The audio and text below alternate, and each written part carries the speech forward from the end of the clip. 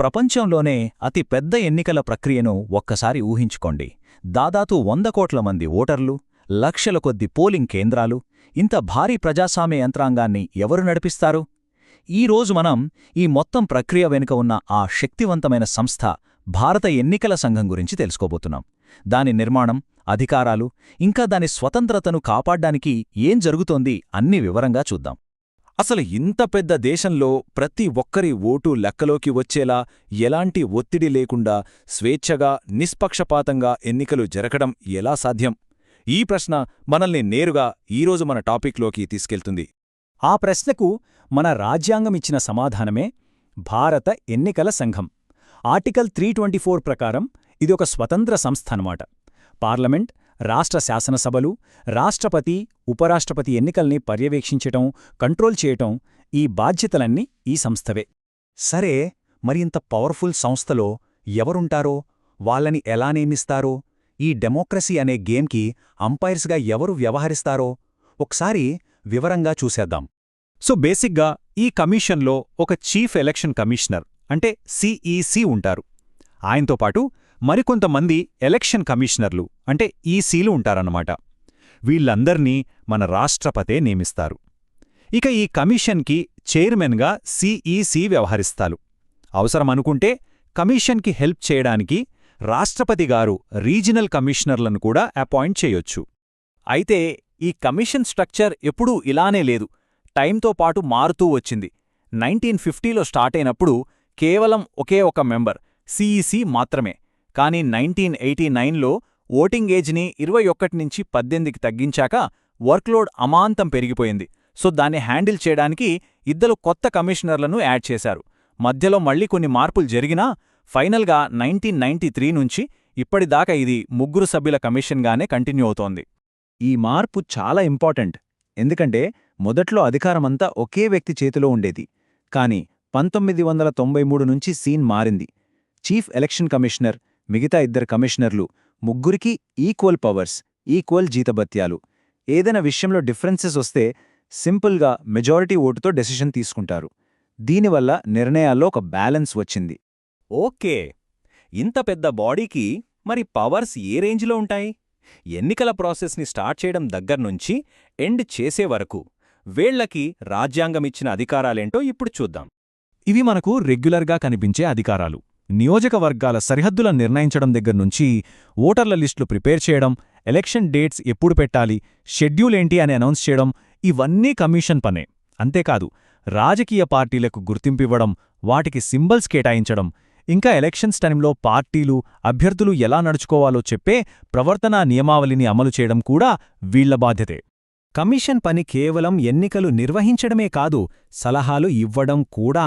ఉదాహరణకు ఎంపీలు లేదా ఎంపీలెమ్మెల్యేల అనర్హతపై రాష్ట్రపతికి, గవర్నర్కి సలహా ఇస్తుంది. అలాగే రాష్ట్రపతి పాలనలో ఉన్న రాష్ట్రంలో ఎన్నికలు పెట్టొచ్చా లేదా అనే దానిమీద కూడా అడ్వైజ్ చేస్తుంది. కమిషన్కి కొన్ని కోర్టు పవర్స్ కూడా ఉన్నాయన్నమాట. పార్టీల మధ్య సింబల్స్ కోసం గొడవలొచ్చినా లేదా పార్టీలు విడిపోయినా వాటిని సెటిల్ చేయడానికి ఇదొక కోర్టులా పనిచేస్తుంది. ఇంకా ఎక్కడైనా పోలింగ్లో రిగ్గింగ్, హింస లాంటివి జరిగితే ఆ ఎలక్షన్ని క్యాన్సిల్ చేసే పవర్ కూడా కమిషన్కి ఉంది. ఇన్ని పవర్సున్న ఈ సంస్థ ఏ పొలిటికల్ ప్రెజర్కి లొంగకుండా న్యూట్రల్గా ఎలా పనిచేయగలదు? అసలు ఈ రిఫరీ నిష్పక్షపాతంగా ఎలా ఉంటారు? మన రాజ్యాంగం దీనికి ఎలాంటి సేఫ్గార్డ్స్ ఇచ్చిందో చూద్దాం. రాజ్యాంగం కొన్ని స్ట్రాంగ్ ప్రొటెక్షన్స్ ఇచ్చింది. ఫస్ట్, చీఫ్ ఎలక్షన్ కమిషనర్ని తొలగించడమంత ఈజీ కాదు. ఒక సుప్రీంకోర్టు జడ్జిని ఎలా అయితే తొలగిస్తారో అదే ప్రాసెస్ ఫాలో అవ్వాలి. అంటే పార్లమెంట్లోని 2 సభల్లో స్పెషల్ మెజారిటీతో తీర్మానం పాస్ అవ్వాలి. సెకండ్, ఆయన అపాయింట్ అయ్యాక ఆయన సర్వీస్ కండిషన్స్ని ఆయనకు నష్టం కలిగించేలా మార్చలేరు. ఇక మిగతా కమిషనర్లను తొలగించాలంటే సిఈసి సిఫార్సు తప్పనిసరి. అయితే ఈ సిస్టంలో కొన్ని లూప్ హోల్స్ ఉన్నాయని విమర్శకులు చెప్తుంటారు.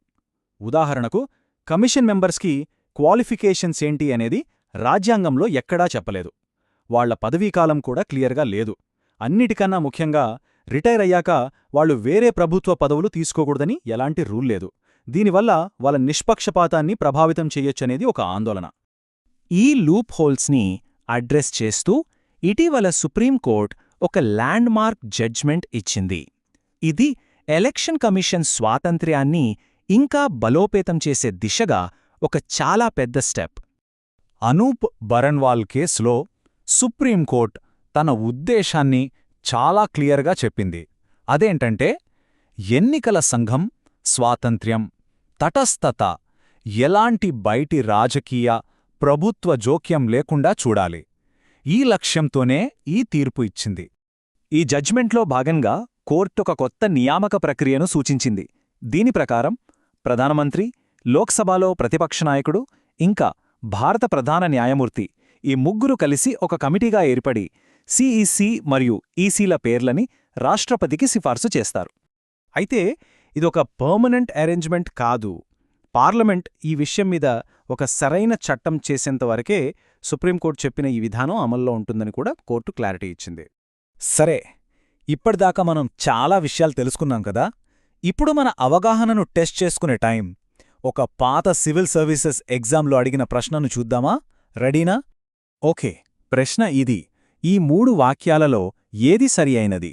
నంబర్ 1, భారత ఎన్నికల సంఘం 5 సభ్యుల సంస్థ. నంబర్ 2, ఎన్నికల షెడ్యూల్ని కేంద్ర హోం మంత్రిత్వ శాఖ నిర్ణయిస్తుంది. నంబర్ 3, పార్టీల్లో చీలికలు, విలీనాలపై వచ్చే వివాదాలను ఎన్నికల సంఘం పరిష్కరిస్తుంది. ఒక్కొక్కటిగా చూద్దాం.